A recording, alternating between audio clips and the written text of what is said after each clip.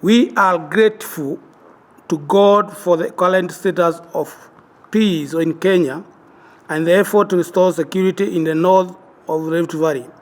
However, we take note of the bitter rivalry existing between His Excellency the Governor and the Senator. It is with no doubt that the wrangles have generated political tension, threatening peace and cohesion in the cosmopolitan city of Nakuru. We call upon the two and other politicians in Nakuru County to scale down politicking and purpose to serve the electorate who put them in power. To resolve political differences in the county, we shall call upon politicians to dialogue and resolve issues and promote orderliness among Kenyans. The church offers herself to mediate between the governor and the senator for the sake of service delivery and development. We will greatly compound the already existing challenges ailing the health sector. To resolve these issues, we recommend the government to honor its part of bargain and address the issues amicably favoring all stakeholders. The church leaders appreciate the NADICO process that seeks to address pertinent issues on the country. However, we foresee serious repercussions that the NADICO process will have on the Constitution of Kenya. We urge both proponents of the NADICO process, the Kenya Kwanza government and the Azimio wing to ensure that the Kenya participate have adequate time to read and understand the NADICO proposals and bills. We call for honesty on the fundamentals of the NADICO that the process will not be a scheme to benefit particular clique of people or community. There should be no tricks and schemes. It is our prayer that the NADICO process will not be skewed for political interests of a particular political class or community. Further, we propose lowering the cost of living must feature prominently in the process. A single insignificant clause in the NADICO proposed sound rhetoric to the suffering of Kenyans. Take the NADICO process proposals in both national language, English and Kiswahili version, for all Kenyans to read and be informed. Roll out civic education on the NADICO to have all informed populate. The relevant government organs and stakeholders to fast track in resolving the historical and emerging land resource use contentions. Government ought to be part of the land problem. We call upon the community members to desist from invading and destroying properties and follow the rule of law. To address the challenges Kenyans are facing, we recommend the following. The government to conduct impartial investigation and prosecute all corruption cases. B. Strengthen the accountability and transparency from all public officers.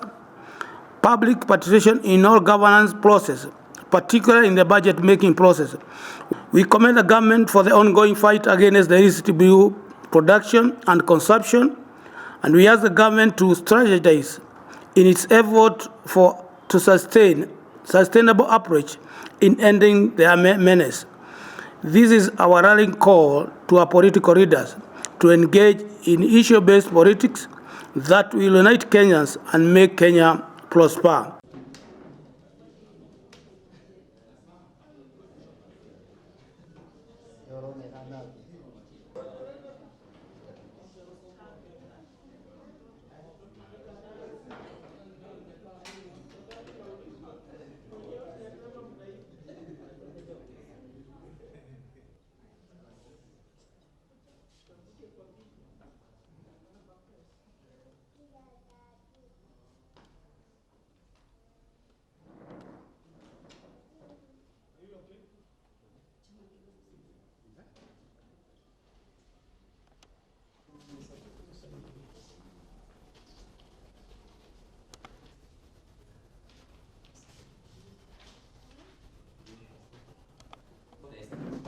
To our NSK forum, whereby we have led to fellowships. So we wish to relay a message to the nation. Give us a briefing this way, then we do a bit. Thank you, Mono. Mama maragia nginya atongoria thĩinĩ wa bũrũri nĩgetha tũmahoere tũgereire kiugo-inĩ kĩa. My name is Boniface Musembi. I serve at the Global Alliance for Improved Nutrition as a communications manager. We want to develop strategies on how we can create awareness to the residents of Nakuru County and beyond on the need for them to consume more vegetables for improved nutrition outcomes. Our Vegetables for All project is being implemented by GAIN with support from the government of the Netherlands through the Ministry of Foreign Affairs in 5 counties of Nakuru, Nairobi, Kiambu, Machakos and Mombasa, and we aim to increase vegetable consumption by 1.1 million dwellers of these counties. Research has shown that we have very low consumption of vegetables in Kenya. About 5.2% of adults in Kenya consume the recommended amount of fruits and vegetables per day. World Health Organization recommends that we should consume about 400 grams of vegetables per day, which is equivalent to 5 servings of fruits and vegetables. And research has shown that we have very low consumption of vegetables, which is a very important part of our meals. And as a result of that, that's why GAIN has designed the Vegetables for All project. Again, also, this is also to address the challenge of malnutrition. Malnutrition is a very complex issue, but also, again, very costly to this country. According to the cost of hunger,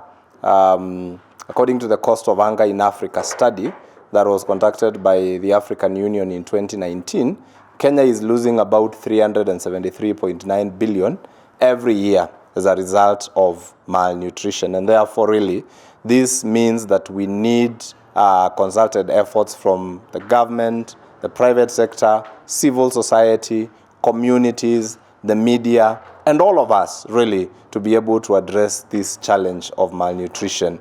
In as far as malnutrition is concerned, Kenya continues to face the triple burden of malnutrition. That includes undernutrition in children. That also includes overweight or obesity that, again, we've also seen is on the rise. And that includes micronutrient deficiency, or what is called hidden hunger. In as far as Kenya is concerned, we, according to the Kenya Demographic Health Survey report that was released last year by the government of Kenya, the standing rates nationally, they average at 18%, while here in Nakuru County, the standing rates are at about 18.5%. That means a lot really needs to be done by different stakeholders to address this issue of malnutrition. As GAIN, we have designed and are implementing the Vegetables for All project, among other projects, to ensure that we improve access to healthier diets by the residents of Nakuru County. And we are doing this through 3 key strategies. One is what we call the access component. And what we are doing is we are working together with the county government and specifically the Department of Agriculture and Trade to ensure that there is increased compliance to the KS 1758 standard, which really looks at food safety issues right from production, aggregation, distribution or transportation, all the way to when that food gets to the retailers, so that we ensure that Kenyans are being supplied with safe and nutritious foods. And we have what we are calling the market facilitator model, where we are working with the market facilitators to ensure that they source vegetables from good agricultural compliant suppliers only. We are also really big on creating awareness to consumers through the Food Fiti brand. We are branding Mama Mbogas with the Food Fiti messages, which is really a call to parents to ensure that they prepare and serve food that is safe and nutritious to their children.